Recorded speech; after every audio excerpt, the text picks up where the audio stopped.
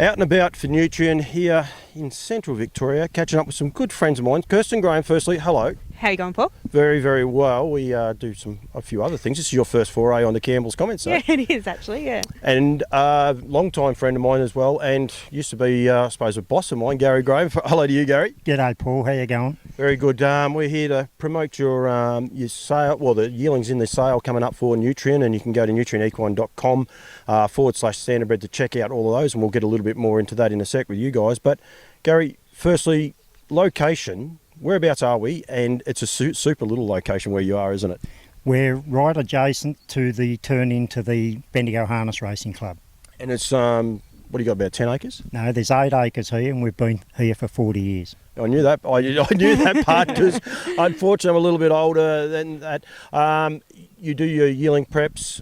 You've done all your yearling preps over the years from here? Yes, done them all from here, Paul. And these guys this year, you'll have the 4 come in? Yes, yeah, they'll come in about 6 weeks before the sale. Yeah. Yep, so that's... We'll do a little bit between now and then, like tow them around on the jogger, probably around Christmas time, and then they can have another 6 weeks in the paddock, and then we'll go with them after that. Kirsten, it's I suppose Dad's always trained horses. He's had a great run of training good horses over the journeys. For as long as I remember, he's always had a nice horse in the stable. But the yearling sales is something that you've really become fond of, I suppose, and keen about. Yeah, we've been really lucky over the years. As you said, we've always sort of had a handy horse or two, and yeah, I've really sort of taken a bit of a shine to the breeding and the preparation of the yearlings. You know, Dad probably does more the exercise regime and that sort of stuff with them, while I'm the one that sort of makes them look a bit pretty and gets them ready on sale day. But no, I do really enjoy it, love working with the babies, and you know, there's something really rewarding too about sort of seeing them being born and, you know, then getting to follow them through to the sales, and, you know, depending what ends up happening, you know, if you're lucky enough that you can race them as well, that's fantastic too. A lot of people, you know, say, well, why would you sell them and why wouldn't you? If anyone's wondering why the camera's moving, he's got to be joking. He did move it enough. I'll put it down. That is actually the colt, and I don't cut things out. I actually leave things in, but that is the colt. And I said to Kirsten, no, he won't touch it too much or anything like that. But wanted to be a cameraman. He did manage to move it. They'll come back into the shot. About selling them, Kirsten, and something, you know, why would you want to sell them and all the rest? But it's just something that's you know, part of the enjoyment, I suppose, of breeding them and then seeing them go to other stables, and, you know, people getting so much enjoyment out of them. Yeah, well, we always follow every single horse that we sell, and we follow, you know, members of the family and everything as well. But, you know, we're very lucky that we've got such a strong maternal line, and you know, the temptation obviously is to sometimes keep one or two, but, you know, at the same time they're pretty hot commodities at the sale, so we want to make sure that we're, you know, giving everyone the opportunity to have a look in at them as well. Dad has a few little boundaries, I suppose, if you like, and we'll touch on those in a second. But royal verdict, as far as a horse that you sold, would he be nearly the pick of the ones that you sold? Oh, definitely, Paul. Yeah, he's the only horse at this particular stage that's won the Breeders' Crown, the Vic Bred, and the APG in the one as a 2-year-old. Yeah, three Group 1s? Yeah, well, I think they're Group 1s now, but they mightn't have been back then. But no. I think he was just short of 500,000 at the end of his 2-year-old year. Yeah, and ended up with Ian Dornoff had him. Yeah. Ian Dornoff had him and did a marvellous job with him. He's won over $500,000 in stakes, yeah, it's in the catalogue. It's down to 3 Group 1s. So yeah, I did a little bit of homework, not a lot, because that'll make me sound like I'm actually smart. But he was 2-year-old pacer of the year, and I mean, he just had a stellar year, didn't he? He did so, Paul. Yeah, I remember very early on. I hadn't had anything to do with Ian, and he rang me up and he said, I've got a very, very good horse, and he said, he's your breed, and he said, don't be surprised if he goes through his 2-year-old year unbeaten. And he wasn't far wrong. How much enjoyment did you get out of that? Like I say about Kirsten, but how much enjoyment did you have out of that? Immense, Paul. People said to us, you know, geez, you'd be sorry you sold him. I said, not in the slightest. I said, all I want to do is when we sell them, see them go on, you know, because they come back and buy another one, you know. I remember, I think it was What a Dancer. We went to, it was the inaugural, wasn't it, APG? We contested, we won a repechage, I think, or whatever they called it. Anyway, it was a lead up to it anyway. Yeah, no, we took her to Cranbourne, if I remember rightly, and she jumped out of her gear on the first turn, and she was a massive mare. She would have been 16 and a half hands as a 2-year-old, and we had to go to Sydney to win a repechage to get into the final. Second wouldn't have got us there, we had to win. Anyway, we went there and you drove her, and she absolutely brained them. And previous to that, she'd had a run on the Tuesday, and she beat them then. And Brian Hancock, I was staying at Richard and Darren Hancock's, and Brian Hancock said to me, he said, well, you'll beat all the Sydney ones home. And on the night, if you remember, it absolutely poured rain, and there was 3 false starts.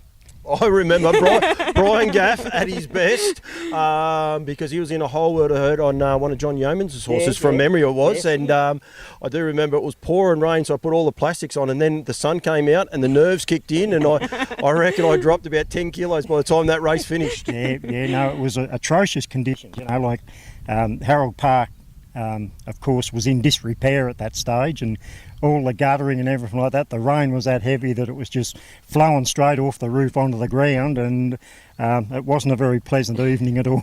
But she ended up running 4th. She ran a good race, but she'd sort of half run her race before the race eventuated, you know. Yeah, and I remember one of the false starts we left a little way behind, and we actually had to sprint pretty hard, and I think that did it. You can blame the driver. No. I'll let you blame the driver, it's okay, that part. But that probably brought about a great association with selling horses, breeding horses, and getting into these young futurity races. Yeah, that's right, because after that, Sister Dancer contested the APG as well, and she won an APG semi-final at Melbourne, Moonee Valley, and then we had to fly her to Queensland, and she ran 3rd in the final the year that Lombo Rapido was swooping all before her. I think she got beaten about her neck, and she ran very good, and I think we got, 26,000 for running 3rd, you know. And the nephew drove that one, Lee did, didn't he? No, Ross drove it. Oh, the other nephew. And then Lee that jumps in afterwards. Don't give Lee too many. Lee drove Sports Dancer a fair bit afterwards, and so did Ross. Ross won a lot of races on him. Sports Dancer's 3-year-old year was something out of the ordinary, you know, like he went from a maiden, you know, he'd done a good job as a 2-year-old, and he'd won about 40,000, but then he went to another level at 3, and he won several in Melbourne, and he won Bendigo Guineas, Horsham Guineas, Albury Guineas. Then he won some country cups later on the next year. You know, he was a marvellous old horse, you know. He's still alive, actually. He's 29, and he's nanny to all our foals. And has done a great job over the years, because he's had some fun little horses to look. He would have looked after Royal Verdict. Yeah. He would have looked after Royal Verdict, and we've had 2 incidences where we've had mares die after having foals, and he just stands over them like he's their mother. You know, he's fantastic with them. And that's one of the reasons we're saying about that breed there and bringing it up, Kirsten. They are the breed, like this, your breed that you're selling yourself. There's 2 out of that family directly, and one other one closely related. Yeah, so we've got the Bonton Lady line as well, which is the same. Well, it's the same family, the Lady Ostick family or Ostick family, but it's a slightly different branch.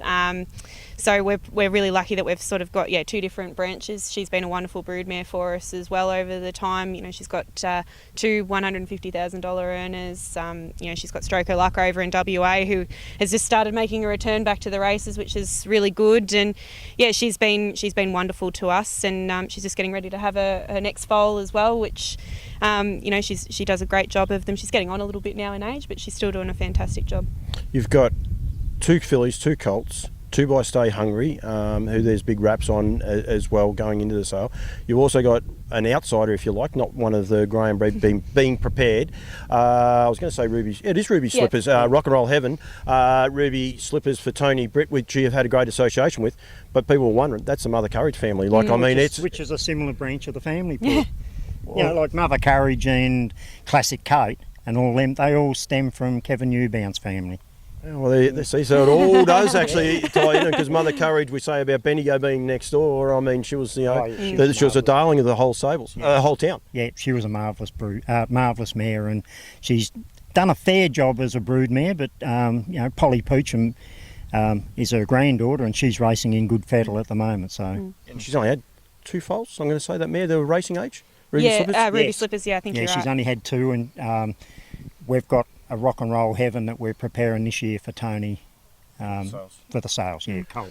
Yeah. So, Gary, I said there before that, or I sort of teased to Kirsten there about it, but one of your, I suppose, little quirks, if you like, you don't ever chase the high-priced stallions. It's you go looking through the catalogue and you see all the winners. You're big on trying to pick what will cross well, but also within a budget, then it makes these horses very attractive to people buyers, because a lot of people can buy these horses. You say about Dawn-offs, there's a lot of different people are able to actually purchase these horses and take them into their stables. Yeah, no, we've never spent, I think the dearest stallion we've bred to, I think probably 5,000, something like that. Dawn of a New Day is an interesting story. I had taken a horse to Jim Vasey's to get checked out. It was lame, and Jim said, "Oh, you haven't got an hour to kill, have you?" And I said, I'll duck around and see Kevin, who was just around the corner, and went and seen him. And he said, "I'm just on my way to have a look at me 2 imports that are going to stand at stud." Anyway, I had a look at the 2 imports, and we were talking on the way back, and he said, "Oh, what did you think?" And I didn't know what they were called, and I said, "Gee, I like the big athletic one." And he said, "Oh, his name's Dawn of a New Day." I said, "Oh, yeah." He said, "I'll tell you something, if you want to breed Sister Dancer to him, you can have a free service." Ends up being Royal Verdict. So it was a win-win for everyone, except for Leo. Kevin. Yeah, no, it was, and it really sort of, it's helped Sister Dancer immensely and her prodigy all the way through, because of what he did. And I think that's something that we've been really lucky with, Paul, is that throughout the time we've sort of just had a new one come along at sort of just the right time for us. Sports Dancer obviously kicked us off, and then, it was probably about 10 years, coming up to when he sort of was at his best, and we sort of needed another one, and Royal Verdict did that, and we're sort of in the same boat again now. We sort of needed another one to come along and kick the family along, and Flash Jimmy's been able to do that for us, so we've been very lucky. And he's directly in the line, is it the colt that he's in the line of? No, the Stay Hungry, 3 Secrets filly. Yep. Also, I did actually see him, and I was going to bring him up because he is a flagship. And you're right, you always seem to have one. Kirsten, you're a breeding Nazi like myself. We love it, especially if we get working together and like little, I suppose, idiosyncrasies. Do you enjoy the way Dad goes about it? It's sometimes be easy to pick up a stallion directory and say, right, the dearest ones, and we'll go from there. But do you enjoy the way, looking for the value and what crosses and what works well? Yeah, it's always an interesting sort of process. We've really got to think about with our mares line, because we've got a very strong Camfalla line in the mares, so we really need to just be wary of that with the stallions that we pick. But we as we said, we pick those sort of $4,000 or $5,000 stallions, and you can usually do pretty well out of them. And we're really lucky that as I said, our maternal line's really strong. So whether we've got an unraced mare or whatever, the family still holds it up, and they're still pretty popular. You've got, I said there before, 2 Stay Hungries, a Rock and Roll Heaven.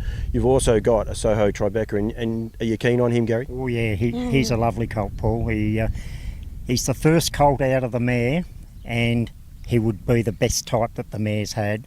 Although in saying that, I sold an Ultimate Machete yearling filly to a chap for a fair bit of money who ran up very, very good. Yep. And only sold it 2 months ago, something like that, and he's extremely proud of it, happy with her. Yeah. So, and Tribeca, he was a superstar horse. If he came from America, the raps would be just massive on him. Yeah, it would be, Paul. He's colonial bred stallion, and the thing that holds this fella in sway is that he's eligible for the $12,000 first win bonus, because the stallion's a colonial bred stallion. So and that's going to be very key, and we're going to be getting the message out there as well with them. I think it is that horse there. I think you got Pixel Perfect and Classic Kate, on the within 3 generations on the family. You just go back. If you just started running winners off there, you'd run out of ink in your pen. That's for sure. Pixel Perfect. She's been Broodmare of the Year, and she's done. I think she's had 7 winners out of 8 foals. I think so. She's done a marvellous job. She has indeed, right. Make sure you go to nutrienequine.com. The catalogue is in line. Now, the one thing I will say, there's filters there. When you go into the consigners and you want to know how to find it easiest, because you guys have got Garry and Kirsten, then we've got Garry and Melva. I think I might be wrong, and Garry, Melva and Kirsten. and then there is another one. Go to the preparers if you want to be able to see it, and you'll be able to get them all that way is the easiest way, because it comes up as you guys are the preparers, got the 4 horses. Phone numbers are on there. The one thing I want to do is make sure the sale's not until April, but over the Christmas break, and we're leading into that. And you're happy for people to come and check them out? Oh, they can come early. We've had that happen a fair bit with us, Paul. They'll come and have a look at them, which if I was buying one, I'd do it also. Come and have a look at one 3 months before the sale, and then see how it's progressed from the 3 months leading into the sale. and also how they cope on sale day. You know, like you see some of them, you know, they'll just melt away on sale day, you know, and you know, we've always sort of done lots of things with ours. They've had lots of float troops leading into going to the sales and all that sort of thing, and it's held them in good stead, you know. It has indeed. I must say, Kirsten, we've gone down to this back paddock, beautiful back paddock with green grass, because we thought they'd be behind us. He's got in front of the camera. He hasn't got behind it in any way at all. He wanted to be the cameraman, but he doesn't want to be on camera. They have not walked one day in front of it at all. Guys, thank you. Welcome to Nutrien. Good luck, but it won't be the last time I'll be coming annoying. I like this because you're nice and close to home. Some of these other places I have to drive a fair way, but thank you for joining me, and I encourage anyone to come and see me. You see Kirsten at the races or Garry at the races, go up and see him as well, and right on cue, he's going to walk across in front of it maybe, but no. But thank you very much for giving me 5 minutes, guys. No worries Thanks at very all. much, Paul.